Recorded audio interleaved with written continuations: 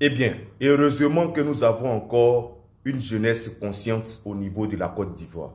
Heureusement que nous avons encore ces analystes-là, ces consultants-là ces consultants politiques-là qui sont encore très lucides. Oui, pour dire des choses telles qu'elles sont. Heureusement que nous en avons encore. Nous allons écouter ce monsieur-là qui vraiment ne mâche pas les mots.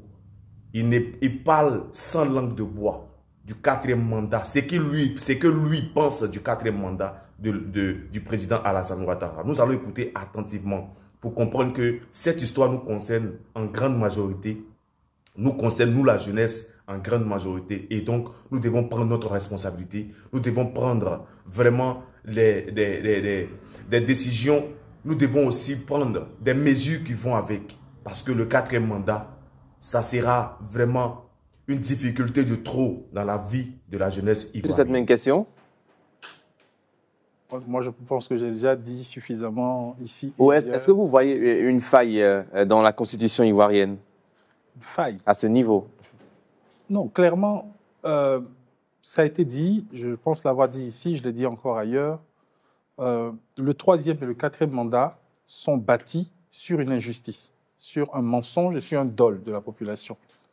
Aujourd'hui, monsieur l'a dit, les deux seules façons de, je dirais, de défaire ce qui a été fait, c'est déjà au niveau du Conseil constitutionnel.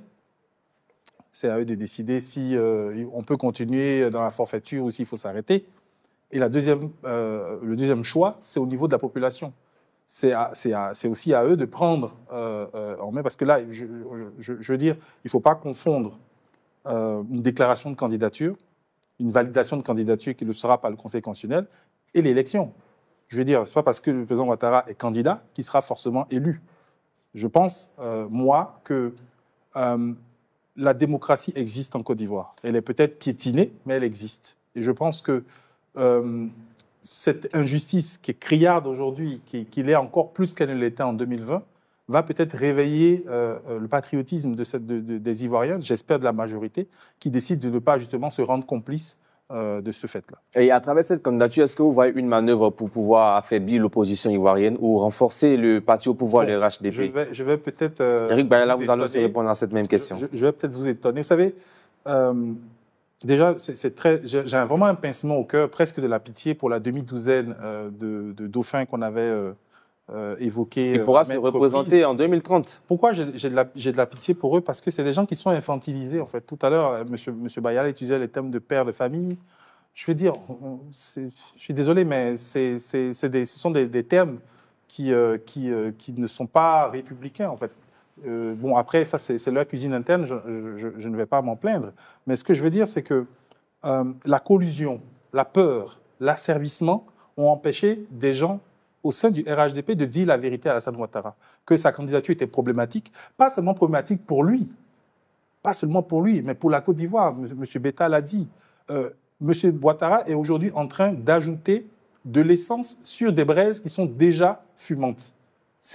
Pour moi, ce n'est pas une décision responsable. Mais après, pourquoi pas? Moi, je reste, comment je dirais, optimiste justement sur le réveil, le sursaut des Ivoiriens. S'il ne peut pas dire la vérité à Alassane Ouattara et qu'il se ridiculise aux yeux du monde et de la nation, ça, c'est vraiment leur problème.